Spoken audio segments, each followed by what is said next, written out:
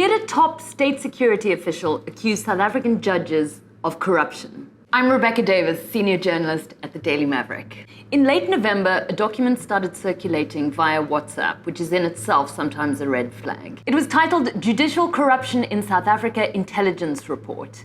It was a meaty 54 pages in length and it looked reasonably official. It also purports to be authored by Thembisile Majola, the Director General of the State Security Agency, and it's addressed to President Cyril Ramaphosa. Now, Majola actually resigned as head of the SSA, but that was considered of no problem to those who eagerly took up this report. What it contains is a bunch of allegations against a handful of judges. So the author accuses them of perjury, of interfering with judicial proceedings, of delivering dishonest judgments, and of sexual misconduct.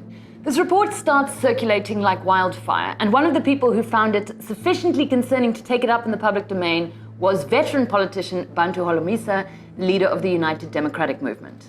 Holomisa asked Parliament to investigate further. He wrote to the Standing Committee on Intelligence, writing that in his opinion, the report contained information of critical national importance. Another political figure who jumped on the bandwagon, EFF leader Julius Malema, who retweeted some of the allegations alongside photographs of the relevant judges.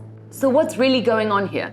Well, it didn't take long for the State Security Agency to put out a statement urgently denying that it was the source of the report. And it's actually very rare for the State Security Agency to put out media releases at all. It hasn't put one out for about 18 months. Now, obviously, this did precisely nothing to douse the flames because, as people rightly said, of course the State Security Agency would deny the leak of a confidential report. But in reality, all it takes to realize that something is majorly off with this report is to simply read it. Its major focus is the treatment of a lawyer called Anthony Brink and effectively how unfairly he was handled when he wasn't appointed to the position of senior litigator at Legal Aid in Pietermaritzburg.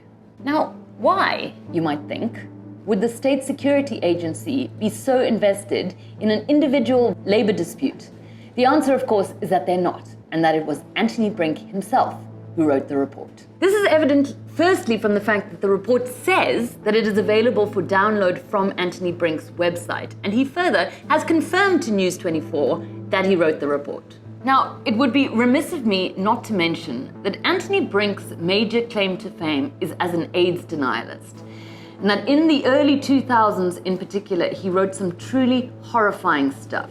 This included calling for the International Criminal Court to punish AIDS activist Zaki Ahmed by confining him to a cage for the rest of his life. That is Anthony Brink for you. Let's cut to the chase. The report is bogus. All it reflects is one man's grievances against the justice system. It was not produced by the State Security Agency. But the reason why it was able to circulate so widely is because it has entered the public domain at a time when there is an existing atmosphere of mistrust in the South African judiciary. Now, to be clear, that is not because any credible evidence has been produced to suggest that there is actually a widespread problem with corruption among South African judges. That has not happened. What has happened is that a series of people with criminal charges hanging over their heads, such as former President Jacob Zuma, EFF leader Malema, have deliberately sought to sow suspicions about the integrity of South African judges, clearly to assist themselves in their tussles with the criminal justice system down the line. Whether you like me or not, as long as EFF has got a seat in Parliament, I will be a member of the Judicial Service Commission and I will question these incompetent judges, I will question incompetent magistrates.